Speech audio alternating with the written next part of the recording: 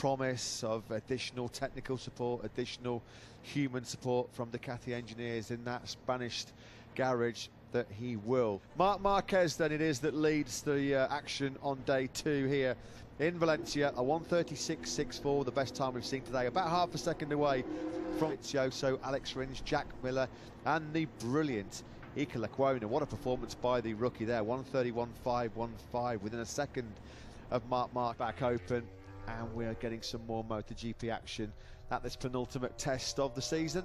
We are now joined in the commentary box by a familiar face to us. Yeah, I just said that I will not be tempted into talking about this. I refused to comment. Okay, Moto 2 and 3 and MotoGP. Do riders request changes in Moto 2 and 3?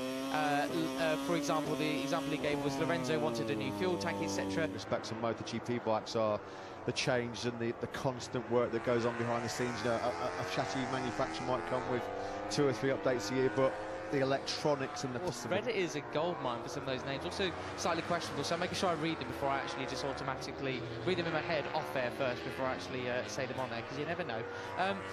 Can we get a breakdown of the top speeds of the 2019 and 2020 bikes?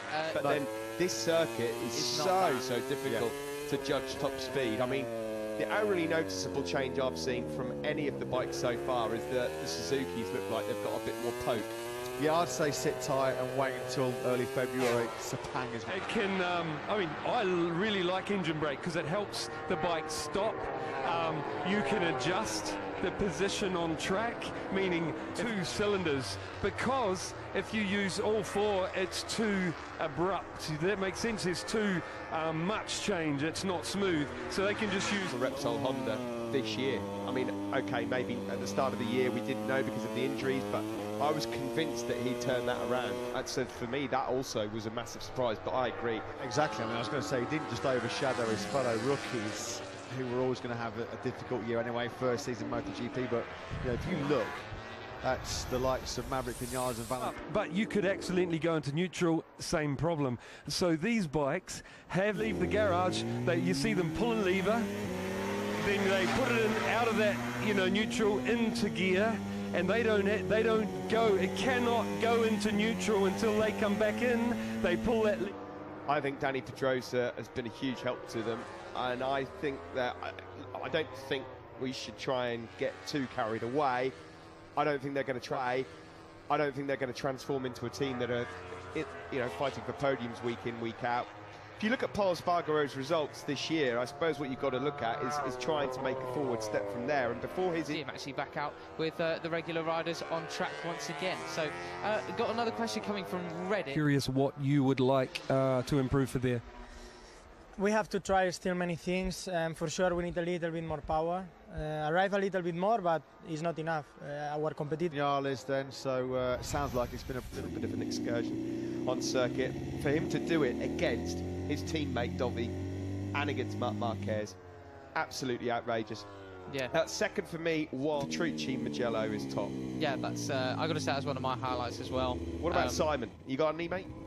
Oh, you just caught me back in pit lane. I haven't had a moment to think about this, but everyone that interviews him, everyone that spends time with him is fond of Danilo, his sense of humour. He's so, you could feel the riders thinking, this is our shot, and he turns up and goes fastest in the next session. It was, to me, stunning. Everyone, team managers, so for sure, Carl turned up at Phillip Island with this horrible memory, of this really nasty break in his leg, fast crash. Second over the line, and it showed that Alex Rins on his day can really mix it and take it and scrap it out with the very best. It got a high-pitched ending, which is always a good sign, and it got the Matt with him in close quarters in the race, so it is interesting. Yeah, I don't think that will ever happen with Marc, will it? No. I mean, if Marc and Alex one day are racing together, Marc we've got a problem here for Valentino Rossi. Some lights all over that dashboard and a bit of smoke, yeah, so be along there soon enough. At least it's not looking a bit like the Aprilia at all. Guys, I just wanted to add that something else I just wanted to add about the brothers, something else that came out in Aleix's interview, which I just remembered. Him and Pol had that big battle in Malaysia, well, Paul and him, obviously, they saw each other a lot between that and this race here. Paul goes and spends a lot of time with his kids, etc. And he said, just saying that it'll all change if Alex starts giving him, you know, a hard time, and then it's gloves off. Yeah, thanks for that, Simon. Yeah, well, I think we all agree with that one. We'll let you know if that changes or as and when it does. Matt, back to you, mate. well, actually, interesting you say that. So we do have a question, not about specifically Zark. Brilliantly, poor old Scott Reddy, when he came to Aprilia, his first year with Aprilia, what did he have, 3-4 races? And he was told he wasn't needed. I mean, that's no good. You've got to... just out of interest, where does it come from? Because you are a keen bird watcher, and I'm just interested. What marvels of nature, for example, birds of prey are, like falcons. You know, there's a reason why this, for example, the Suzuki Hayabusa actually means peregrine falcon, because you get a bit of an adrenaline rush, much like I think these guys kind of get. And obviously I've got no experience on a motorcycle really, especially not a fast motorcycle, so that's, I guess, that was my adrenaline rush back in the day. Well, there you go, thank you. Of our feet, and much like yourself, Steve, as they came towards the final corner, I myself had a few squeaky shouting sessions and probably burst the eardrums of a few little. Morbidelli, sorry Steve, he got that wrong going into the first corner.